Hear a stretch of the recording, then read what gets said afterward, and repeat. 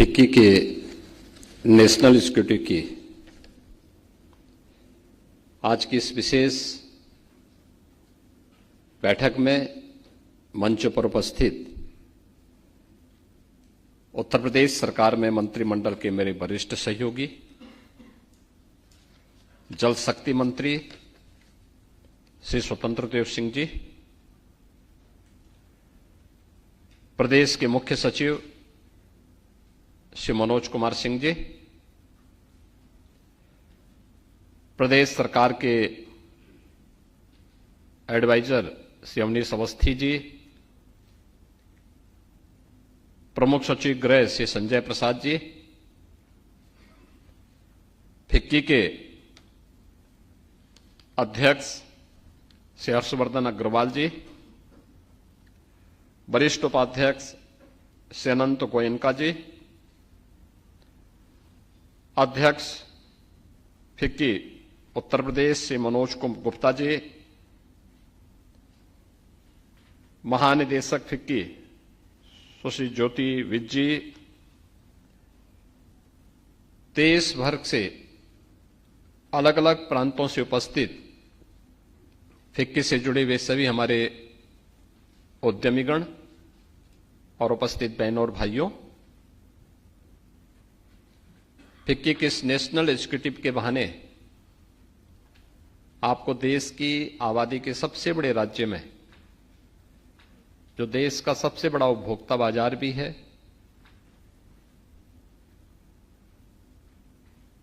श्रम बाजार भी है, इस राज्य में आगमन पर मैं प्रदेश सरकार की ओर से आप सबका हृदय से स्वागत करता हूं, अभिनंदन करता हूं। आज का दिन अत्यंत महत्वपूर्ण दिन है। भारत के संविधान के शिल्पी बाबा साहब डॉक्टर भीमराव अंबेडकर की आज पावन जयंती भी है। इस अवसर पर इस पावन आयोजन की भी मैं आपको बधाई देता हूं। फिक्की के इस आयोजन के साथ मुझे जुड़ने में आनंद की अनुभूति इसलिए भी हो रही है कि फिक्की हमारी ये डबल इंजन की सरकार उत्तर प्रदेश में आने के बाद से लेकर के लगातार उत्तर प्रदेश के विकास में हम सब की एक पार्टनर उद्यमी संस्था के रूप में कार्य करती रही है। फिक्की ने उत्तर प्रदेश के अंदर जब भी अपने आयोजन को यहां पे किया है, एक सकारात्मक भाव के साथ उत्तर प्रदेश में इन्वेस्टर फ्रेंडली माहौल बनाने के लिए और उस प्रकार के इकोसिस्टम को विकसित करने के लिए लगातार हमारे साथ मिलकर के काम किया है। और दोनों ग्लोबल इन्वेस्टर समिट हो या फिर उत्तर प्रदेश का इन्वेस्टर समिट 2018 हो, 2018 और 2023 के दोनों इन्वेस्टर समिट में हमारे सहयोगी के रूप में, चाहे उस पूरे आयोजन को सफलता की नई ऊंचाई तक पहुंचाने का अभियान रहा हो या देश और दुनिया के अंदर विभिन्न रोड शोज के माध्यम से उत्तर प्रदेश के शोकेसिंग के अभियान को आगे बढ़ाने का, इन सब में फिक्की का एक बहुत सकारात्मक योगदान रहा है। इस देश से मैं आज आपके इस नेशनल एग्जीक्यूटिव में आपके साथ जुड़ करके मुझे आनंद की अनुभूति हो रही है। मित्रों, जब उत्तर प्रदेश की हम बात करते हैं तो भारत की आबादी का सबसे बड़ा राज्य है और इस राज्य के बारे में जब कहते हैं, बहुत सारी चीजों को हमें जानना बहुत आवश्यक है और वह इसलिए भी महत्वपूर्ण हो जाती है कि उत्तर प्रदेश जैसा राज्य आखिर ऐसा फिसड्डी क्यों हो गया था, क्यों विपन्न हो गया था, क्यों बीमारू हो गया था। कोई तो कारण रहे होंगे। ये देश जब आजाद हुआ था स्वतंत्र भारत में देश की नेशनल एवरेज के बराबर यहां की भी पर कैपिटा इनकम थी, लेकिन धीरे धीरे करके वह घटती गई और एक समय तो ऐसी आ गई जब नेशनल एवरेज का 1/3 यूपी की पर कैपिटा इनकम रह गई थी। लेकिन पिछले 8 वर्ष में बदलते हुए उत्तर प्रदेश को देश ने भी देखा है, दुनिया ने भी देखा है। प्रधानमंत्री मोदी जी के नेतृत्व में, उनके मार्गदर्शन में,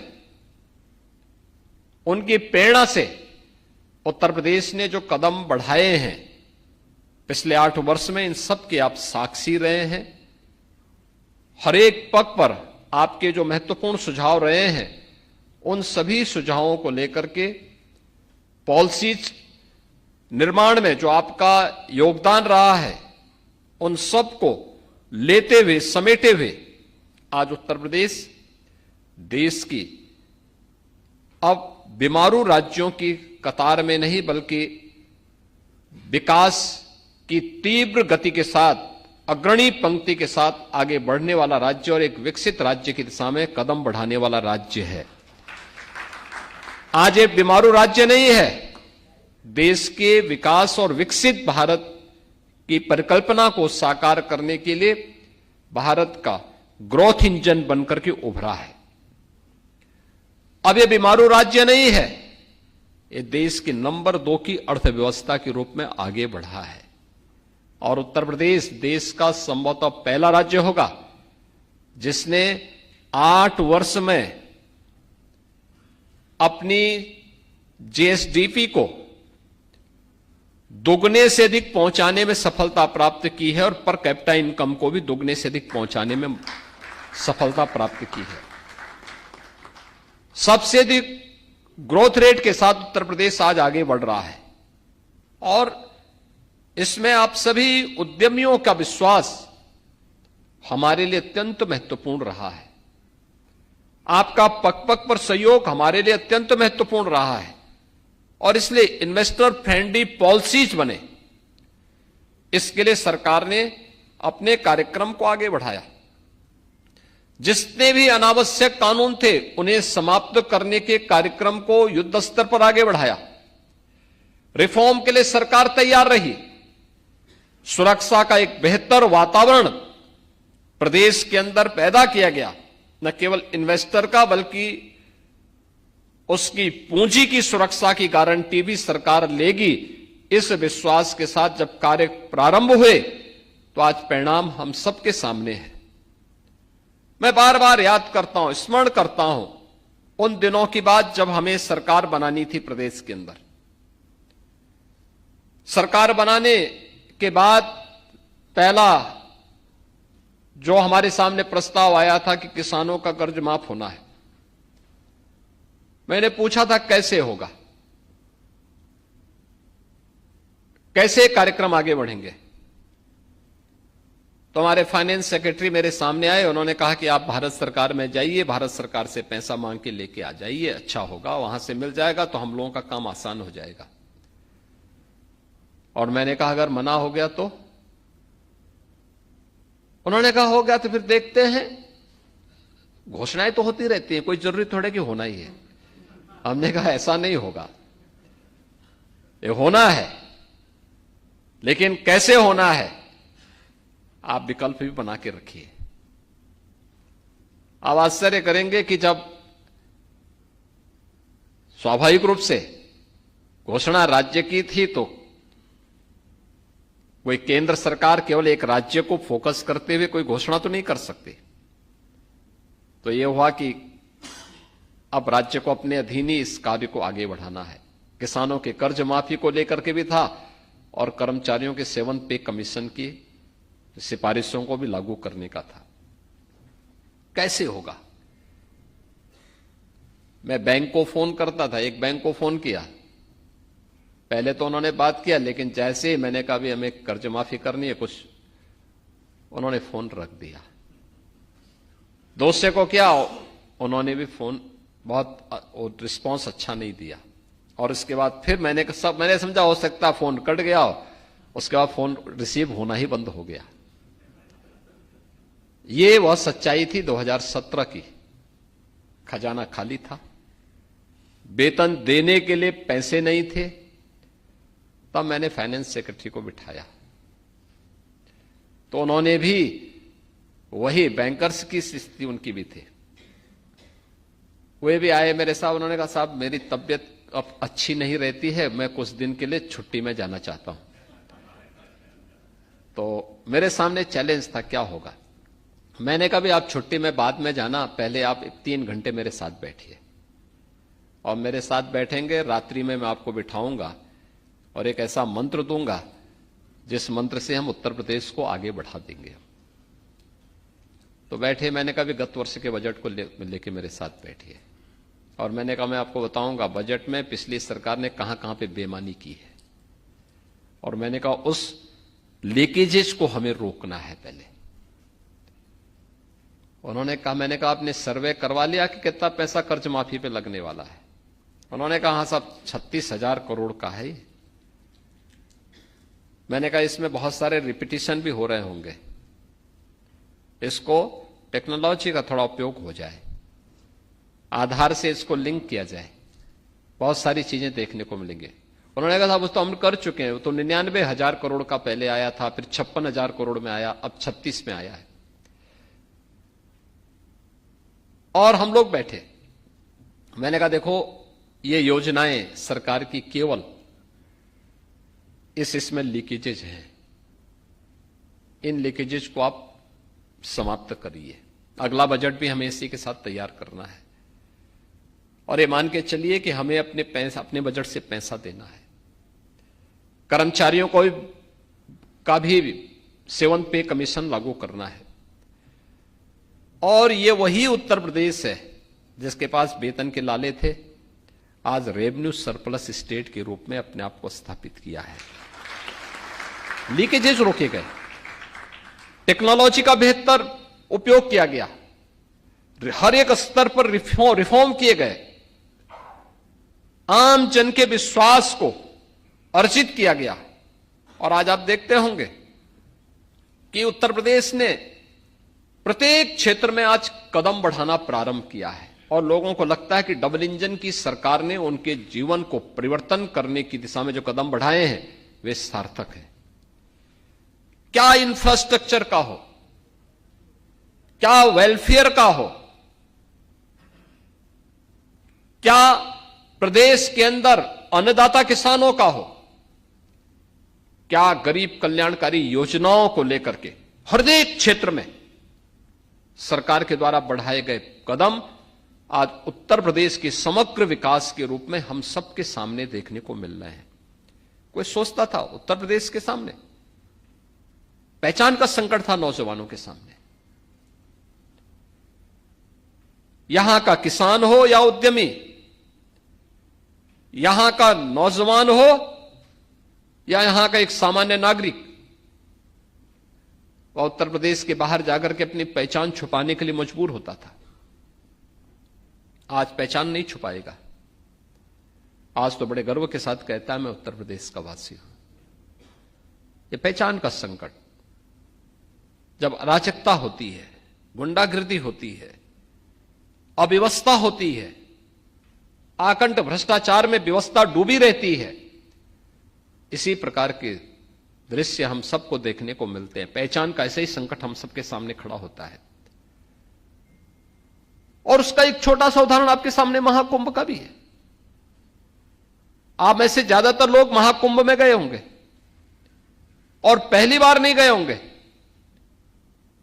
2017 के पहले के कुंभ में भी गए होंगे, 2017 के बाद के कुंभ में भी और महाकुंभ में भी आप लोग आए होंगे।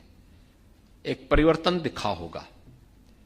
2017 के पहले के कुंभ में जिस प्रकार की गंदगी दिखाई देती थी, अव्यवस्था दिखाई देती थी, भगदड़ के से दृश्य होते थे, अराजकता का सा दृश्य दिखाई देता था। यह दृश्य केवल कुंभ का नहीं होता था, पूरे उत्तर प्रदेश का होता था।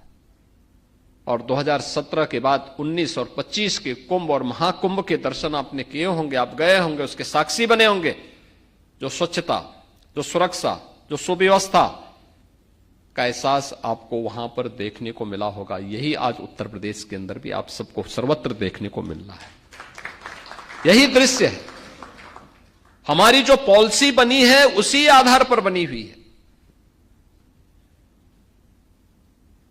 आज आप देखते होंगे उत्तर प्रदेश के अंदर कहीं जाते होंगे,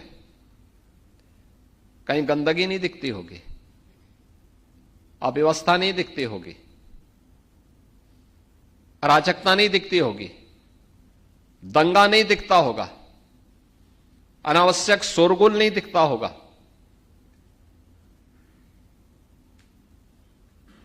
रूल ऑफ लॉ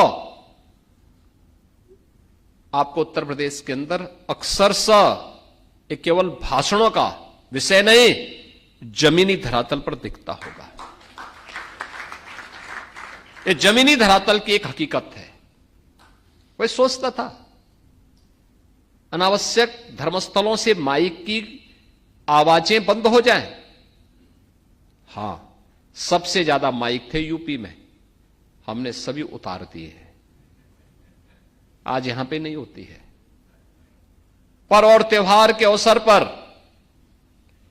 सड़कें जाम होती थीं और प्रतिस्पर्धा फिर विकास के लिए नहीं होती थी।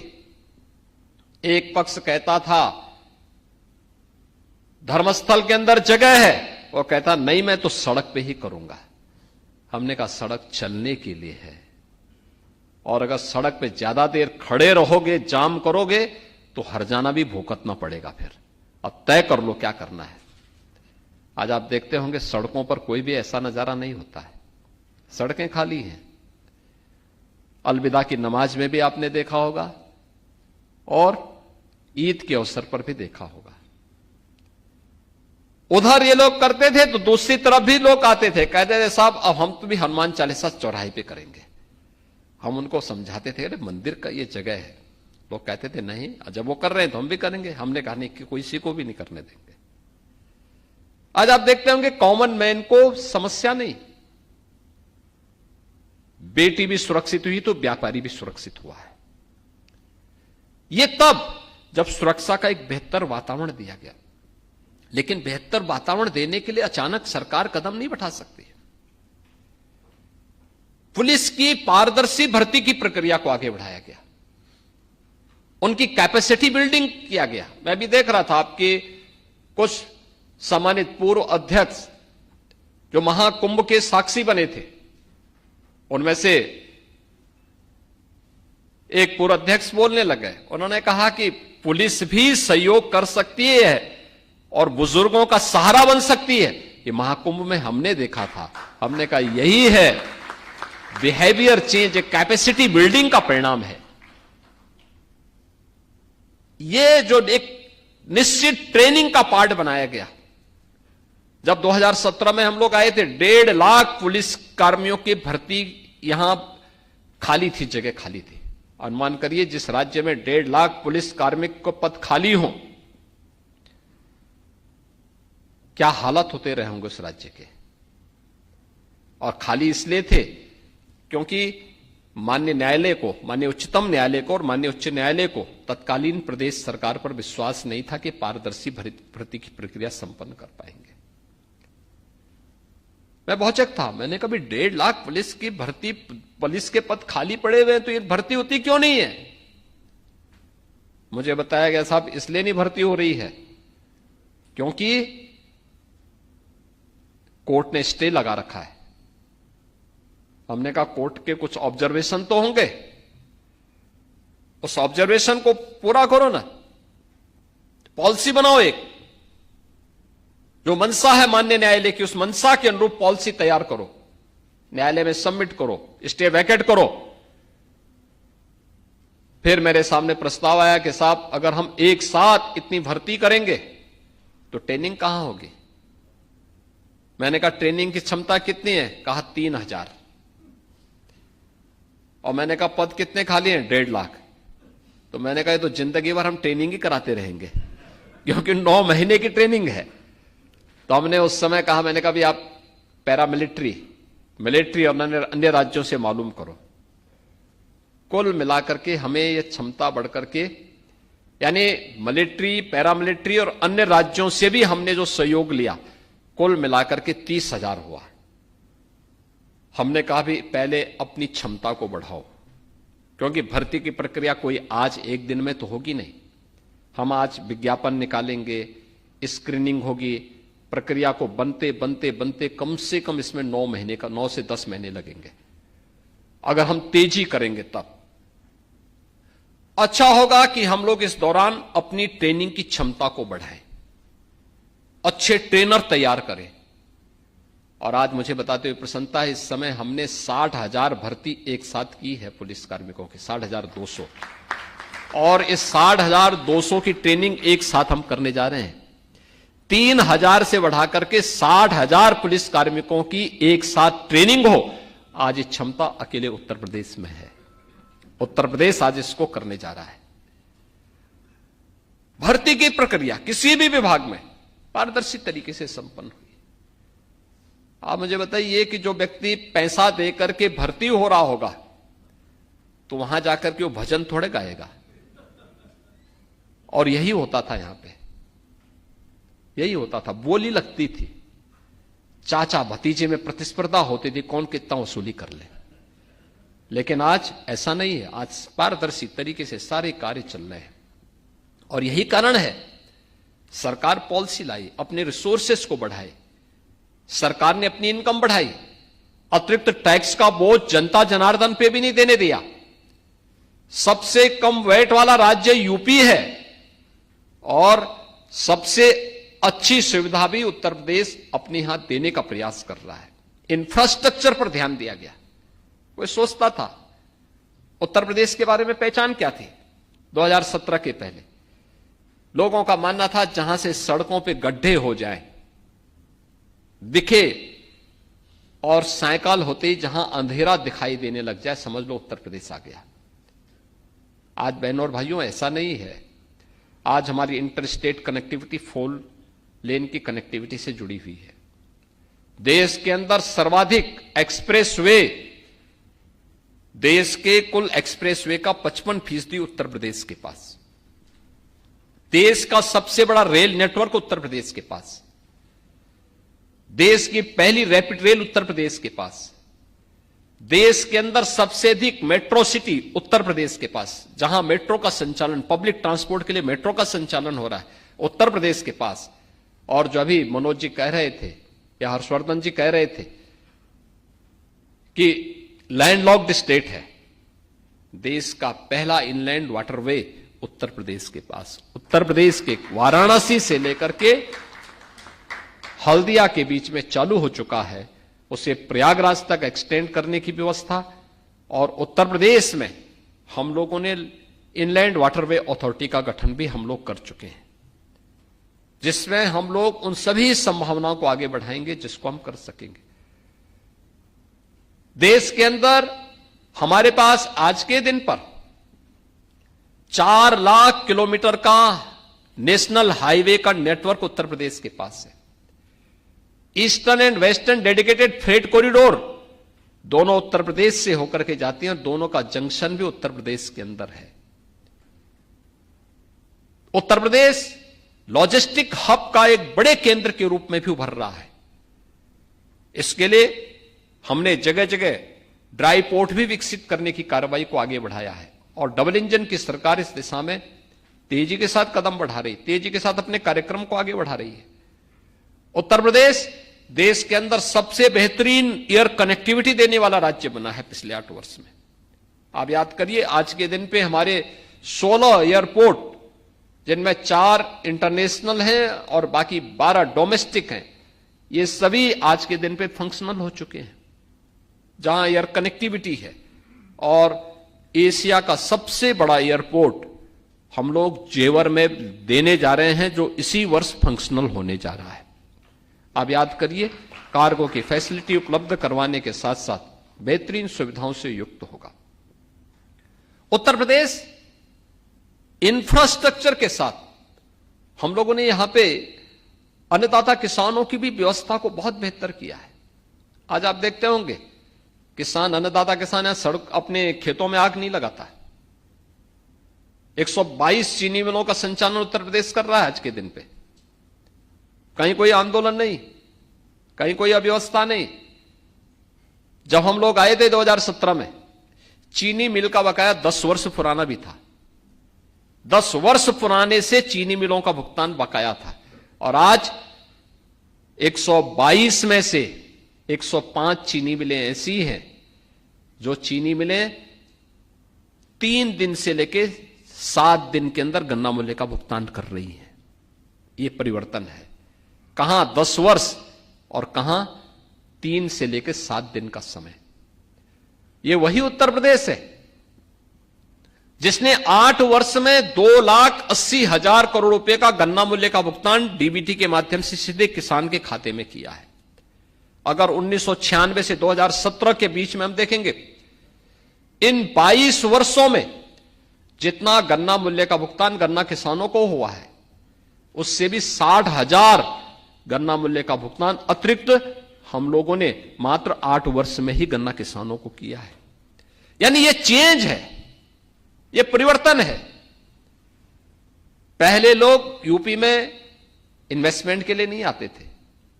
मुझे याद है जब 2017 में मुझे दायित्व दिया गया, मैं आया, 1 सप्ताह के अंदर ही मेरे पास सैमसंग आ गया था बाइंड अप करने के लिए। टीसीएस आ गया था बाइंड अप करने के लिए। मुझे सीधे टाटा सन्स के चेयरमैन से बात करनी पड़ी थी। सैमसंग से बातचीत करने के लिए मुझे अपने औद्योगिक विकास मंत्री को भेजना पड़ा था कि भाई जाइए, उनकी समस्याएं क्या हैं, क्यों नहीं आप उनकी बात को सुनते हैं, समाधान का रास्ता अपनाइए। उन्होंने कहा नहीं, हम आपको देख के नहीं बंद कर रहे हैं, हमें इतना प्रताड़ित किया जा चुका है पिछली सरकारों के समय में, अब हम नहीं कर पाएंगे, हमारी स्थिति नहीं है, हमारा मैनेजमेंट तैयार नहीं हो रहा है। हमने कहा बदल चुकी है, प्रताड़ना आपकी हुई होगी, लेकिन जनता ने उन्हें बदल दिया है, उन्हें कहीं का नहीं छोड़ा है। अब तो आप कम से कम जनता की भावनाओं का सम्मान करते हुए यहां आइए, यहां रहिए। और मुझे यानी आज आप देखते होंगे कि सैमसंग भी अपना यहां पे निवेश किया है, उसने नया निवेश भी यहां पे किया है, टीसीएस ने अपना एक्सपेंशन किया है, अन्य तमाम उद्यम यहां पर आए हैं, और पिछले 8 वर्ष में 15 लाख करोड़ रुपए का निवेश प्रस्ताव जमीनी धरातल पर उतारने में भी हमें सफलता प्राप्त हुई है। 33 सेक्टोरियल पॉलिसीज के साथ आज हम काम कर रहे हैं। निवेश मित्र के नाम पर सिंगल विंडो प्लेटफॉर्म आपको दे रखा है, जिसके माध्यम से 500 से अधिक कैलेंस हम एक साथ उपलब्ध करवाने का काम कर रहे हैं। एमएसएमई जो यूपी का मर चुका था, दम तोड़ चुका था, उसको पुनर्जीवित करते हुए 96 लाख यूनिट और उसके रजिस्ट्रेशन की कार्रवाई और उन्हें 5 लाख रुपए की सुरक्षा बीमा का कवर भी देने का काम उत्तर प्रदेश सरकार कर रही है। एमएसएमई यूनिट को स्थापित करने के लिए 1000 दिन तक किसी भी प्रकार की एनओसी की आवश्यकता नहीं, बल्कि प्रोविजनल हफ्ते देंगे। आप अपना यूनिट को लगाइए, चालू करिए, और इस दौरान अपना एनओसी की प्रक्रिया को आप पूरा करिए। कोई बाध्यकारी नहीं। अनावश्यक रूप से प्रताड़ना के जितने भी थे रिफॉर्म किए गए, लेबर लॉ में रिफॉर्म किए गए। आज भी मैं इस बात को देखता हूं, इंडस्ट्री में कहीं कोई डिस्टरबेंस है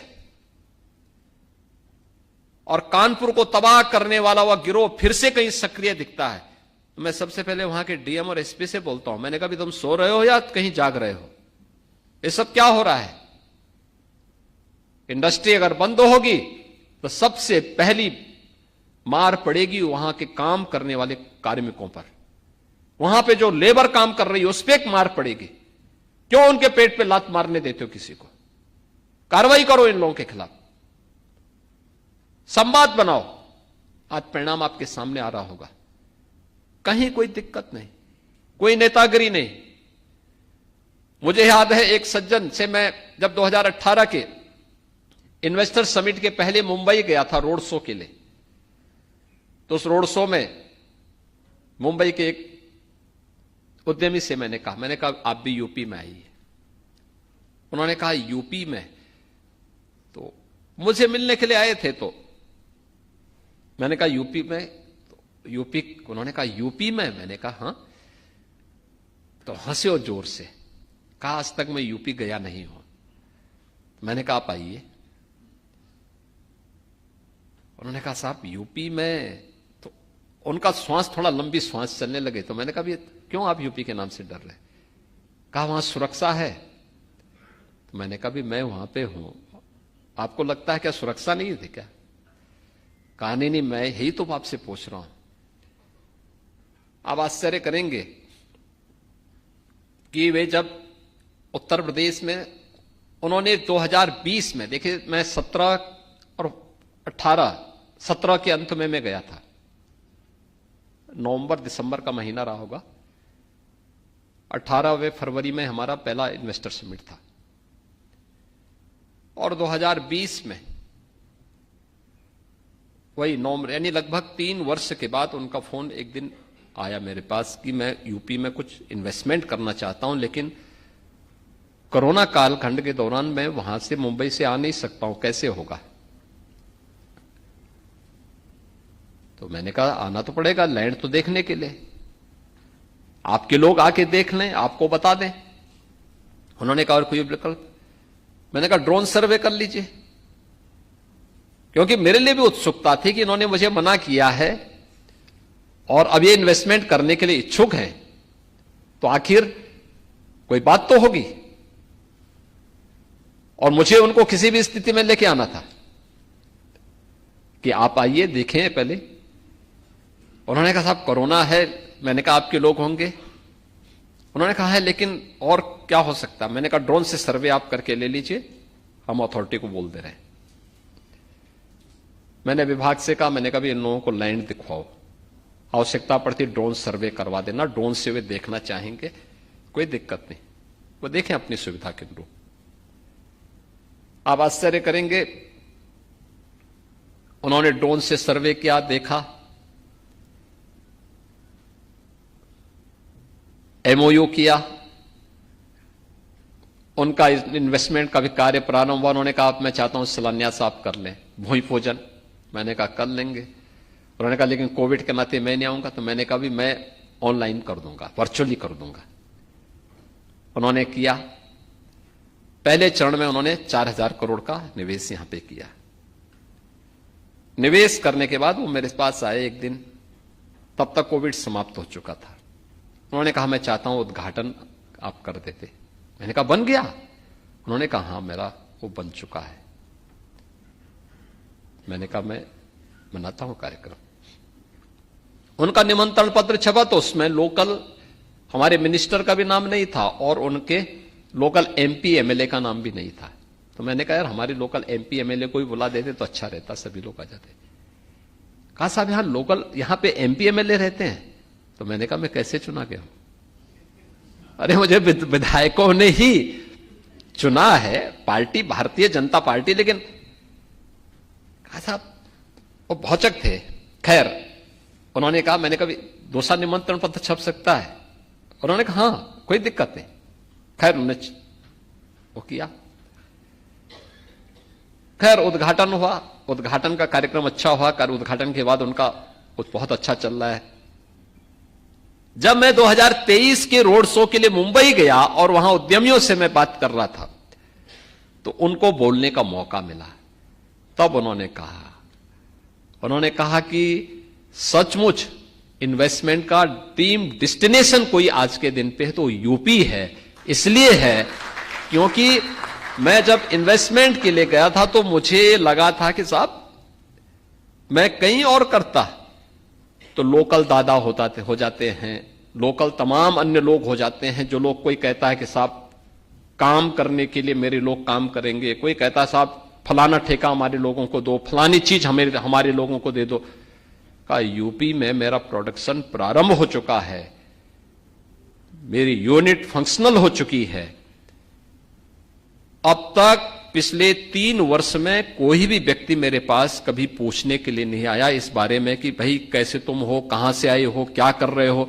और जो धारणा यूपी के बारे में हमारे मन में थी वह सचमुच आज मैं साबित कर चुका हूं कि निवेश का सबसे सुरक्षित गंतव्य कोई हो सकता है तो उत्तर प्रदेश हो सकता है। और आज मैं इस बात के लिए आपको आश्वस्त करता हूं, यूपी इस दिशा में काफी आगे बढ़ चुका है। और आप में से मैं फिक्की से भी कहूंगा, हमारी जो स्टेट यूनिट फिक्की की है वो इस बात को जानती होगी कि उत्तर प्रदेश इस समय अपने एक्सप्रेस वे पर लैंड बैंक बना रही है, बहुत बड़े लैंड बैंक को आगे बढ़ा रही है। लगभग 30,000 एकड़ लैंड बैंक हम लोग केवल अपने एक्सप्रेस हाईवे पे तैयार कर रहे हैं। Ganga expressway, Purvanchal expressway, Bundelkhand expressway और भी लिंक एक्सप्रेसवे पे भी, Gorakhpur link expressway, Ballia link expressway, Lucknow Kanpur के बीच में एक्सप्रेस ग्रीनफील्ड एक्सप्रेसवे, शाहजहांपुर से फर्रुखाबाद होते हुए लखनऊ आगरा एक्सप्रेसवे पर भी हम इस लैंड बैंक को तैयार कर रहे हैं, जिसमें से 30,000 एकड़ का एक बड़ा लैंड बैंक हमारे पास आ चुका है, जिसमें से 4,000 का हम आवंटन भी कर चुके हैं। और इसके साथ ही झांसी और कानपुर के बीच में बीडा के नाम पर एक नया औद्योगिक शहर बसाने की कार्रवाई भी चल रही है। यह लगभग 57,000 से लेकर 60,000 एकड़ क्षेत्रफल में यह नया औद्योगिक शहर बस रहा है। 25,000 एकड़ से अधिक लैंड अब तक हमारे पास आ चुकी है। वहां पे बेहतरीन कनेक्टिविटी है, एयरपोर्ट भी वहां देंगे, सभी प्रकार की सुविधाओं को वहां पर देंगे। आप लोग एक बार अवलोकन करें, तीसरा सिक यूनिट जितनी भी यूपी के अंदर थी, उन सिक यूनिट को रिवाइव करने या फिर वहां पे नई यूनिट लगाने की कार्रवाई को भी उत्तर प्रदेश सरकार उस दिशा में भी कार्य आगे बढ़ा रही है, बहुत तेजी के साथ कार्य आगे बढ़ा रही है। नए नए फील्ड में नए इन्वेस्टमेंट की नई गारंटी यूपी के अंदर मिल रही है और उसी प्रकार की सुविधाएं। कोई अनुमान करेगा यूपी के अंदर 2017 के पहले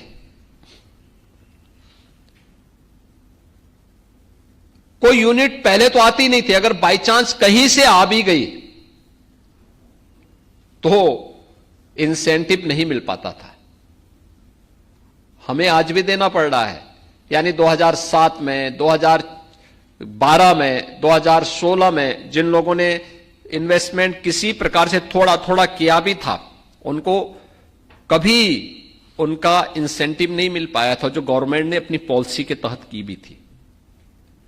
मैं आया तो जैसा ढर रहा होता नौकरशाही का, वैसे उसको पलटा जा रहा था कि साहब ये कभी मिलता थोड़े, तो घोषणाएं हैं सरकार की। अब ने कहा क्या अभी घोषणा का कोई महत्व नहीं है क्या? ये होना है, गवर्नमेंट कोई भी रही हो और सरकार की जवाबदेही होती है, राज्य की जवाबदेही होती है, वह इंसेंटिव मिलना चाहिए उद्यमी को। जिसके प्रति हमारी वचनबद्धता है उस वचन को हर हाल में निभाना चाहिए और उसको हम लोगों ने निभाने की कार्रवाई की। आप आश्चर्य करेंगे, हम लोगों ने 2017 के पहले तो किसी को नहीं मिली थी, लेकिन 2017 से लेकर 23 तक जितना भी निवेश के, औद्योगिक निवेश के इंसेंटिव दिए थे हम लोगों ने, उससे भी अधिक। अकेले इस वर्ष हमने 4,000 करोड़ रुपए का इंसेंटिव बांटा है उद्यमियों को जिन्होंने उत्तर प्रदेश के अंदर निवेश किया था। और लगातार इस कार्यक्रम को आगे बढ़ाने की कार्रवाई को आगे बढ़ाने के लिए सरकार की जो घोषणाएं होंगी, सरकार ने जो वायदे किए हैं, उसको जमीनी धरातल पर उतारने के लिए सरकार पूरी प्रतिबद्धता के साथ कार्य कर रही है। और आज इसीलिए मैं आज आपके पास आया हूं आपसे कहने के लिए, आप देश भर से आए हैं। मैं बोलूंगा स्वाभाविक रूप से, मैं तो यूपी के बारे में ही बोलूंगा, लेकिन उत्तर प्रदेश में प्रत्येक सेक्टर में अनंत संभावनाएं हैं और एक सामर्थ्य से भरा हुआ राज्य है यूपी। आपने देखा होगा कितना, जब हम लोग महाकुंभ के लिए वहां प्रयागराज के इंफ्रास्ट्रक्चर के लिए काम कर रहे थे, हमारे विपक्ष के जो मित्रगण हैं ये बहुत विरोध कर रहे थे। क्या सरकार का काम कुंभ करना है क्या? क्या सरकार का काम अनावश्यक रूप से पैसा बहाने का है क्या?